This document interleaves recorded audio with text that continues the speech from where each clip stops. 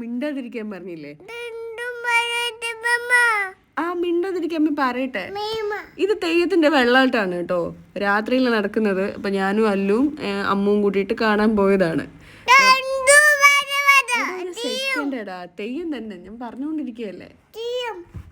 ആ തെയ്യമാണ് തെയ്യം. ഇത് മെയിൻ തെയ്യം നടക്കുന്നതിന്റെ തലേന്നാൾ രാത്രി ഞാൻ പോത്തു ഇപ്പം നടക്കുന്ന വെള്ളാട്ടാണ് ഇത്.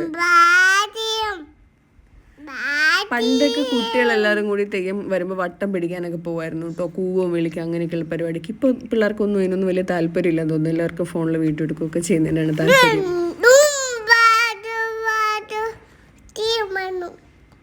ഇവിടെ ഒരാള് അങ്ങനെയാ.